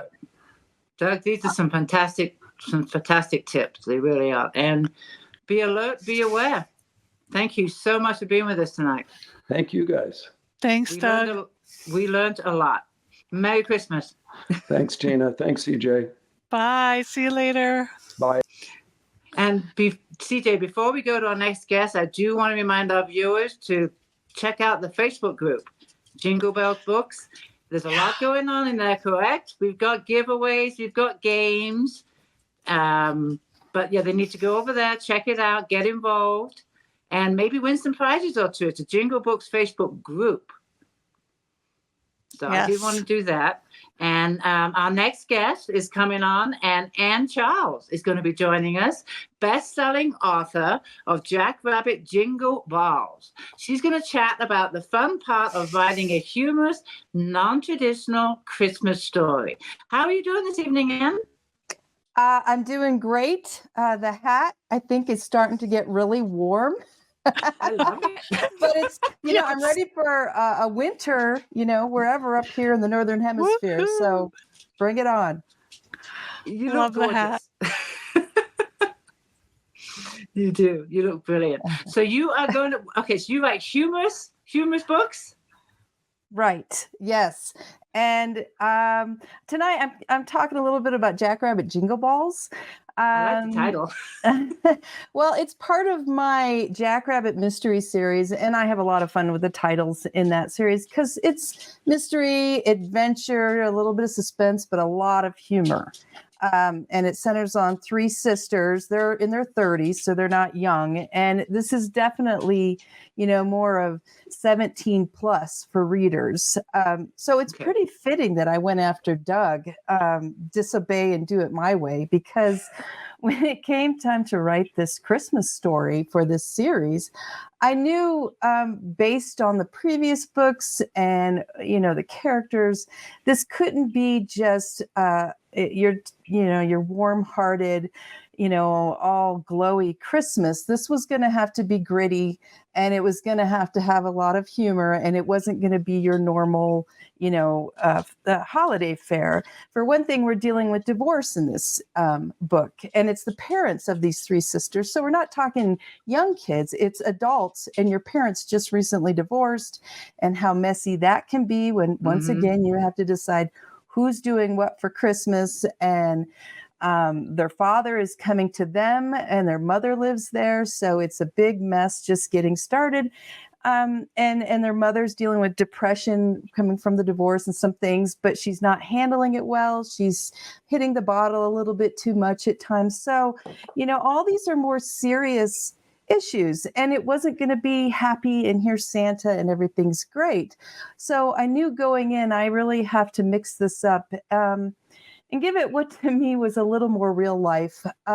So we start at Dirty Gertie Strip Club for their mother's bridal shower to her new husband. She recently just went and married, off the cuff. And she insisted on a late notice bridal shower. And the youngest sister, who's in her 30s, early 30s, the only venue she could get was a strip club to have the shower. So when you start with a holiday book, and it's not like it's a book, so you're not seeing all this graphic, but there's a lot of stuff going on around as they're trying to celebrate their mother's new marriage and let her know somehow that their father is coming to town and he's going to be there for Christmas, so she has to share them. So it's just a real mix of real life craziness. And I don't know about you guys, but I've had in all my life, maybe the last, picturesque Christmas I had was when I was a little kid and I didn't know any better about what was going on around me. So most of my Christmases have been a little hectic, and my parents divorced when I was young, so I did the back and forth. So I understand what it's like to be pulled by parents, where am I going? Oh, what did your dad get you? What did mom get you? And how there's a competitiveness a lot of times.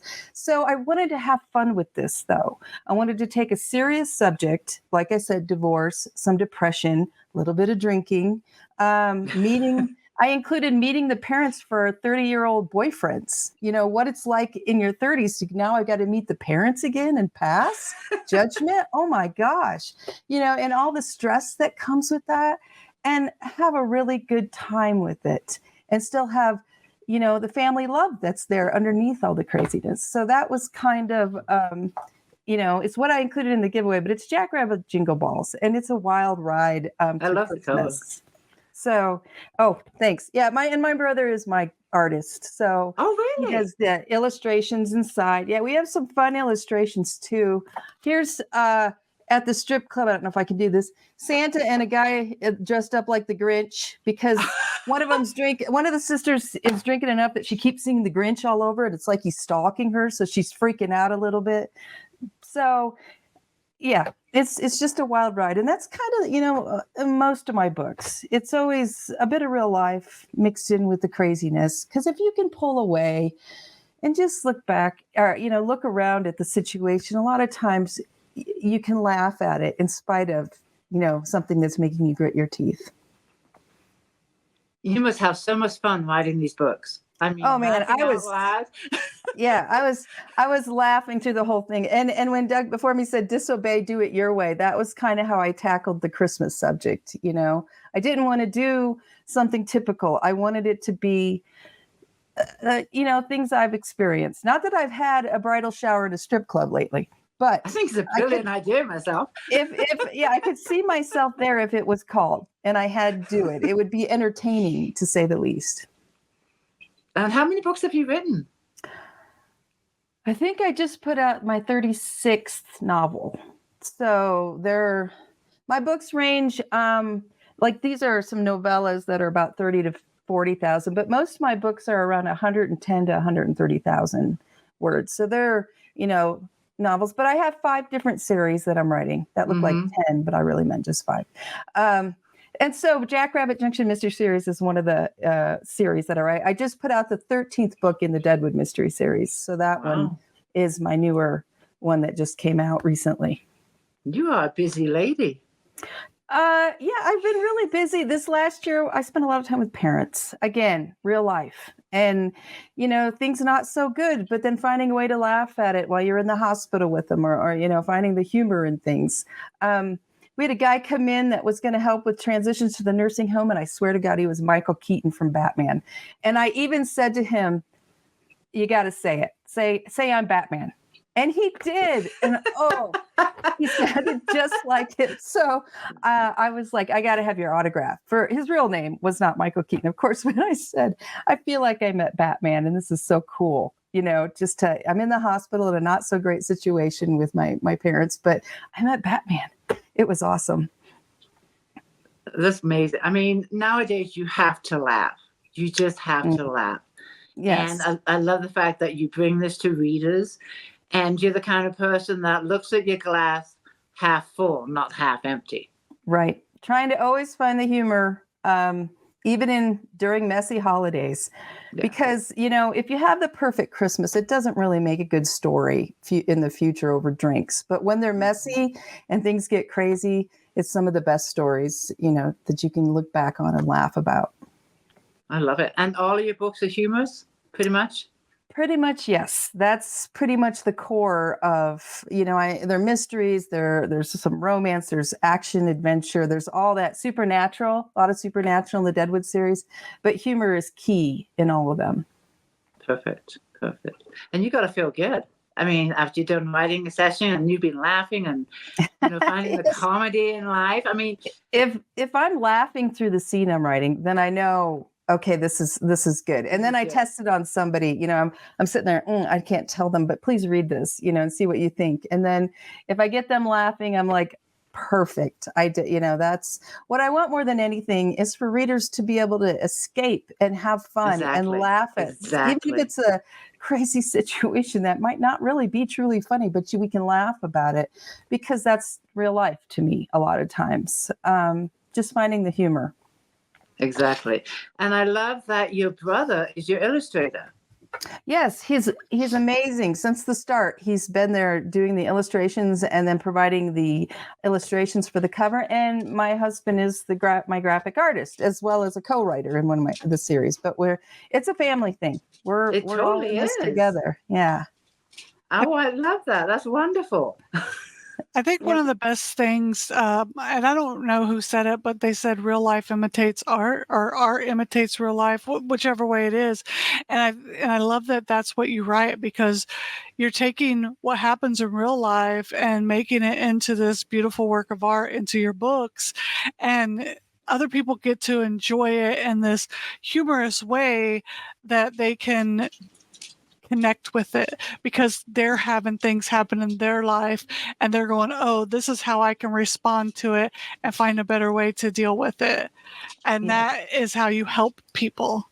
Yes. And that's the glory of books and authorship and literacy, literature, is that it takes this real life situation, changes it up just a little bit, and it connects two people together and it helps people in so many different ways. It's just this beautiful thing. It's like, give me your hand.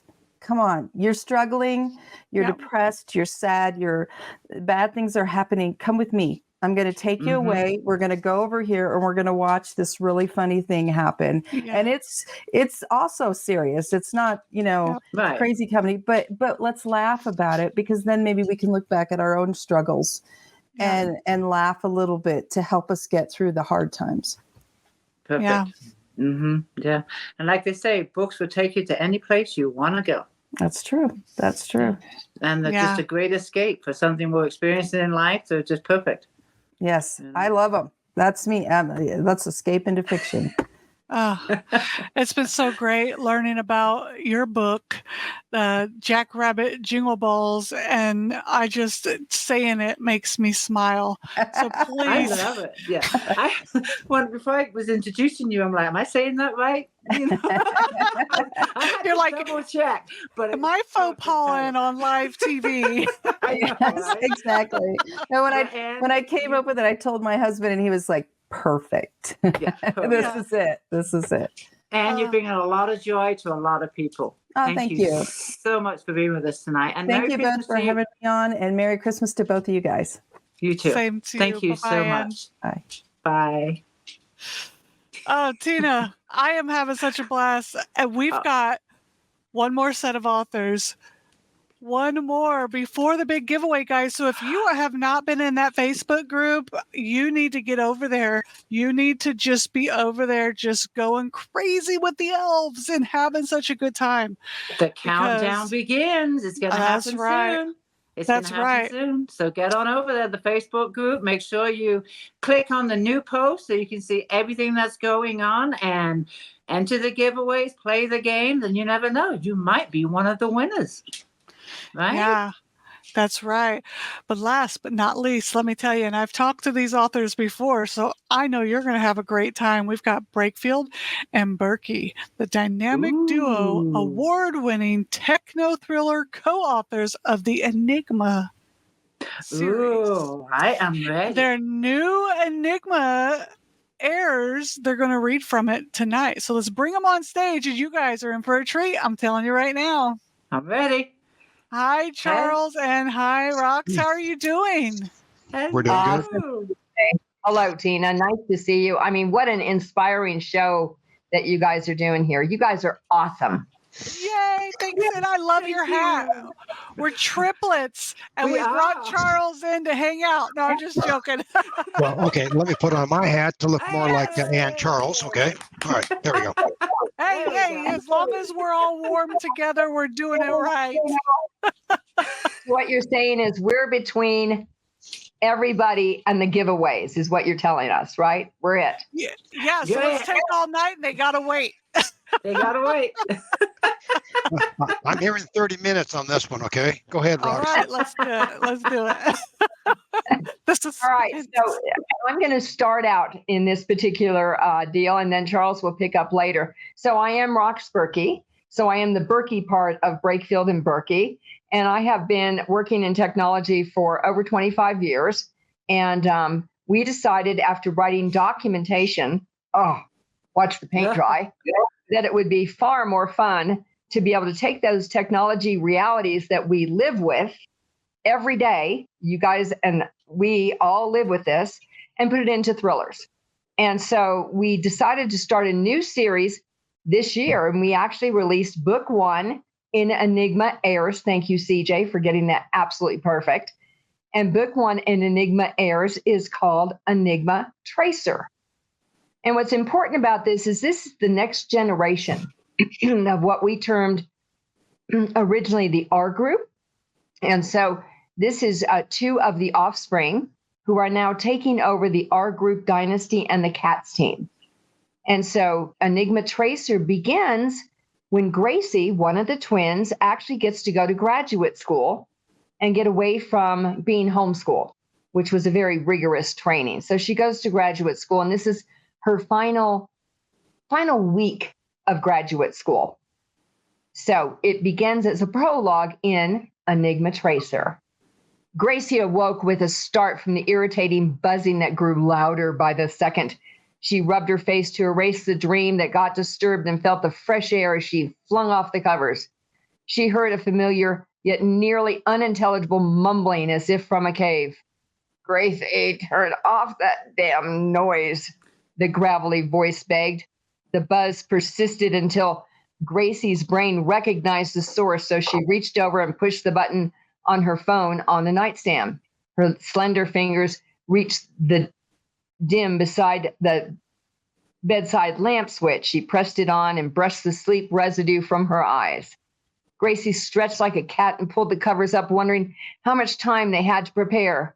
She pulled her phone, pressed the screen to reveal the time, and came to her senses about lounging around. "Oh my gosh," she mumbled, as her heart skipped a beat and her nerves ignited like she'd fallen off the stage of a cliff rather than jumped out of bed.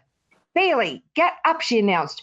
"We have only 2 hours to get ready to get it together and complete the setup to face the board and deliver our final. I'll go wash up fast."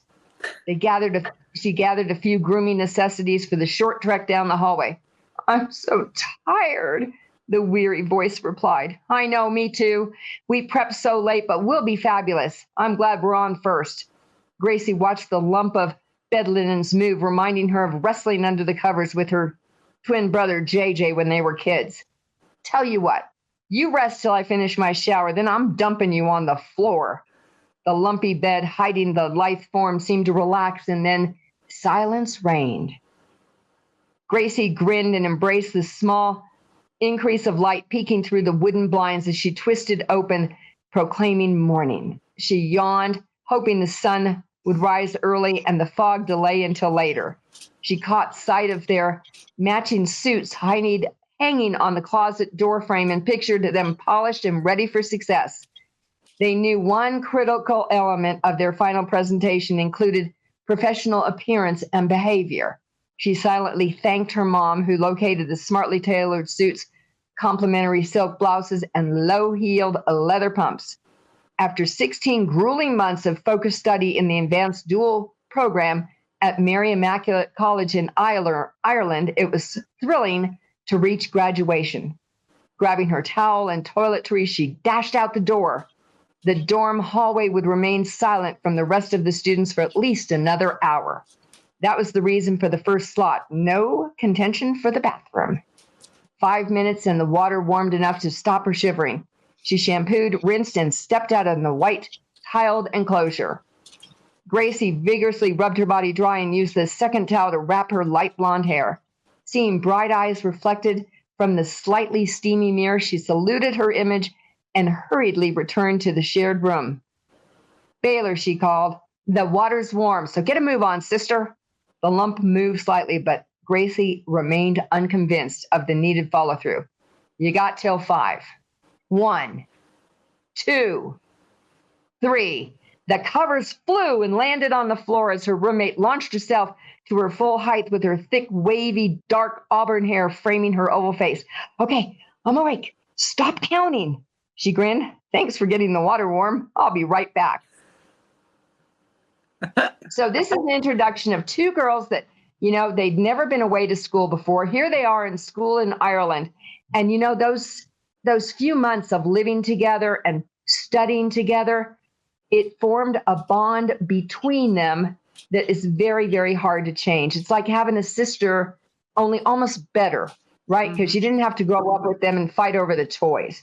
And so, well, I mean, it's true. So Bailey and Gracie are best friends, and they graduate and they go separate ways. So a few years later, Bailey is actually on the hot pursuit of somebody who is taking plastic and dumping it, somewhere. And she calls Gracie to beg for Gracie to lend her support and help find who's doing it, how they're doing it, and put them away. And that's the foundation for Enigma Tracer. These girls get on a cruise boat trying to get Pliant and find out all the dirt on him as they cruise the Caribbean islands. And this boy has got some stuff he's hiding. He is one bad show. I'm intrigued. Good. That's the whole point. But it's a fun story, and it's written more toward a YA crowd. Charles, please, you take over. Yeah, he's an ecological gangster. I mean, it's somebody that's like, you're doing what? You're taking money and you're dumping waste in somebody else's backyard, and you're okay with this? Good heavens! Okay, we're going to fix your wagon, buddy, and we do it with two very powerful female leads. There's males there. That's true. Yeah, and they're not. We like powerful women. We like powerful women and characters. We like strong. We don't want this wimpy female that breaks a nail and says, "OMG, I can't do anything." No. These are powerful people that other people want to follow, want to work with, want to be able to follow their lead and say, yes, we want justice. And so that's what the Enigma Tracer really is centered around.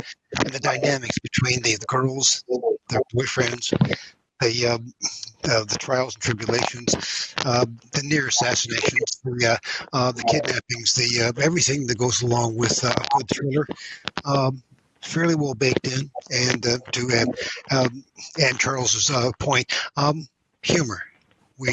There's in every situation, no matter how stark or harsh, there's always just a little something to be able to say, "Oh yeah, well, what about this?" And it's an off-the-cuff comment that helps take some of the strain off the reader to be able to say, "Yes, there are times when." Yes, it's stressful. Yes, everything is going sideways. Make an oblique comment to be able to help pull you back to your center of gravity. And so we do that. So one thing that's important to us is that our good guys kind of stay to the moral high ground. So in our thriller series, there's a thriller threat and a technological threat, or a technological way to overcome the bad guys. And as Charles pointed out so aptly, this is a gangster. Well, he doesn't play nicely. And so he does threaten the girls and he does kidnap them and he does get his just deserts if they do it right. So it can be very scary, but the moral high ground is important to us because people tend to think that technology can't hurt them. And it can. Yeah. Yeah, and to Doug's point about some of the, here's some of the things to be careful of. We have seen up close and personal threats for people, or loved ones, where they come in screaming, crying, "I need $4,000 by the end of the week." What for? I've got insurance. I'm not going to give you a check. What for? I can't tell you. Wait a minute. What's wrong with this picture? Mm-hmm. After enough grilling and enough screaming and crying, and me raising my voice to decibel levels that have not been heard of in outside of the fighter jets my dad used to fly. She admitted it was the IRS that called and said, if you don't pay the money by the end of the week, we're going to repossess your teeth and throw you in jail. Again, to Doug's point earlier, the immediacy, the threat, you've got to do this. Otherwise, these dire consequences are going to, and 1 out of 20, 50, maybe 100 people, if they buy it, that's all they need to be able to rake in $4,000 or $5,000 at your expense. So anytime that you see that immediacy, click here because you get 24 hours. Don't. Yeah. To Doug's point. Mm-hmm. Yeah. Good advice. And I've heard a few of those stories where, these AI voice recordings sound exactly like the person they're impersonating. A mother hears from her daughter. She really thinks it's her daughter. And the key that you put there, the emergency or the urgency to do it now is the key right there to, don't get sucked into this AI voice that is not your daughter. It's scary times. It really is. It's a great point, Tina. And the point is, don't get sucked into the urgency unless you know there's a problem. But we react emotionally. So you got to pause and think. Exactly. Yeah. That extra second of thinking might make a difference. Yes. And you wrote this as a young adult. Was there a very strategic reason why you wrote it as a young adult versus your other series, which is I believe it is for the adult genre more than young adult, correct? It is, and it was written for the probably from the 35 and above range, as opposed to down to the 20s and above. And that's because I think Charles and I both, and he can correct me, but I think we both feel that young people don't take the threats of technology as seriously because they have been so used to it from a very young age. They grew up with it. Yeah. Yeah, there's an app for that. If I hear that one more time, I'm going to spit up. Okay. Yeah. It's an extension of their personality. It's an extension of their body. It is part of them. Whereas for us older folks here, it's something that we know to question. We know to be kind of, let me make sure that this is valid first. Whereas for them, it's an extension of them. So I like that you are trying to educate in a way, because you have that experience from the work aspect. You did it. You've been in the weeds with this for so long, and now you're writing your stories for both versions. I think that's fantastic, and it's beautiful. And I'm excited for this new series, the young adult series coming out. And I was hooked when you were talking about the shower and all. I was listening. I was like, okay, where are we going? Where are we going? I'm listening. Well, and book 2 in this series, In the Enigma Heirs, is due to come out next year. We're targeting the first quarter of next year, and it's going to be called Enigma Forced. And so, it's a good time to get book 1, to get Enigma Tracer, and enjoy it before the next one comes out. Yeah. Awesome. Congratulations. You guys have been busy. How many books have you written together? Well, So we have written 14 novels, 3 novellas, and 8 short stories. 11 short stories. 11. Okay, I corrected yet again. A lot. And all the novels, Yeah, all the novels are on Audible. The two you did last week. I mean, come on, I would All of the novels are on Audible. I would love to be in the same room when you two are plotting a book together. Well, thank you so much. I can't wait for this book and the next book and the young adults who are going to learn from them. I'm so glad that I had an opportunity to talk to you both again.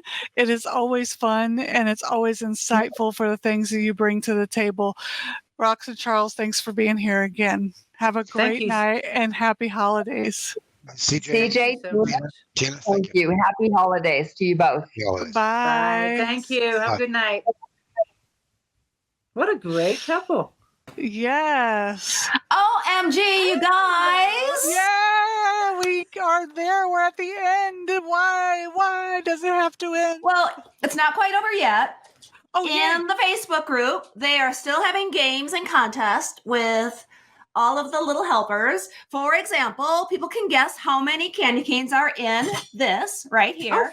Oh, fun. And I guess, but you just took one. Okay, there's one less. These are really good, though. I got to tell you. Yeah, go ahead. What do you think, CJ? How many? 354.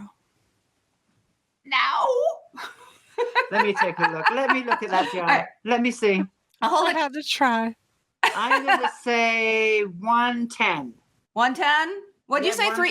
110 and 354? Yeah, yes. That's the number that came in my head. All right, we'll see. Santa's little helper named Bree knows the answer, so she'll let us know here in the chat. But no eating anymore before you count.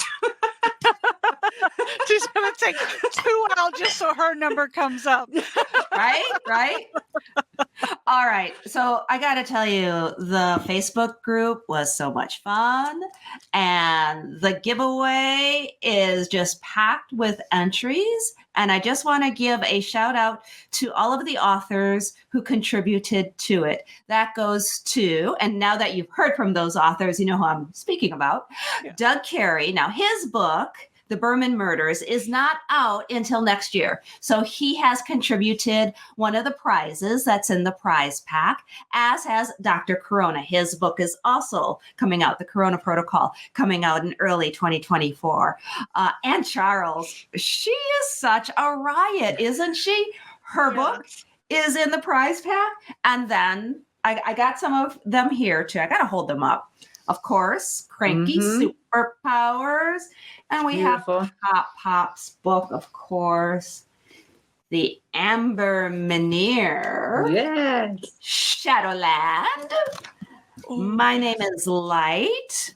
And then we have all sorts of, going to go this way now, books that make you goodies.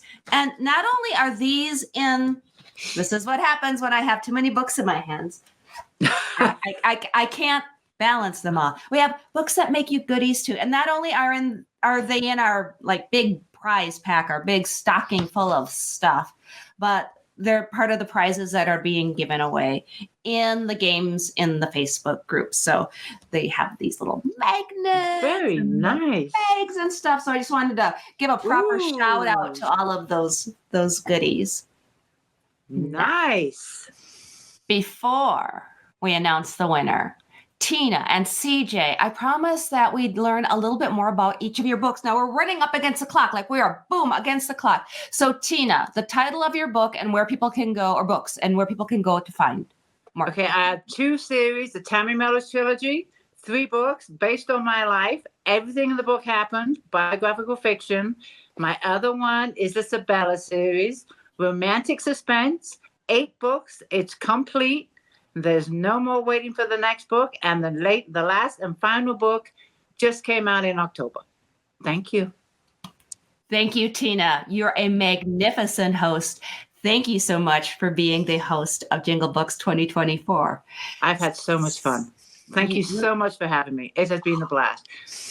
My pleasure. CJ, Miss, I'm going to launch 3 books in one day. Uh-huh. Tell us about them.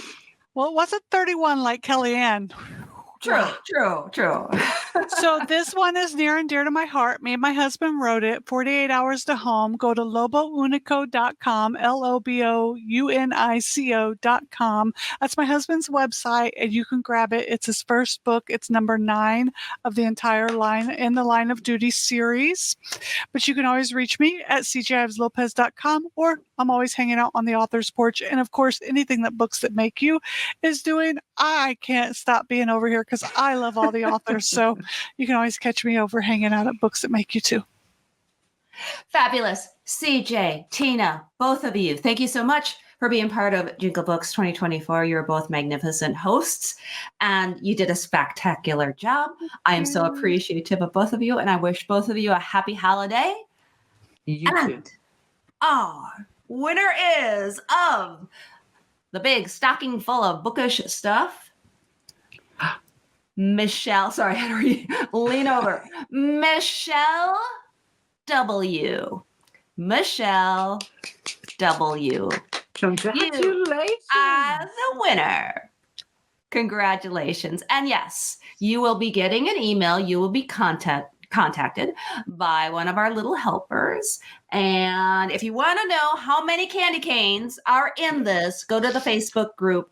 Bree, the little helper, is going to let everybody know over there. It is whatever she says, -1. Ciao, guys. Love you all. Mwah. Mwah. Thank you so much. Bye now. Night. It's been so much fun. Thank you.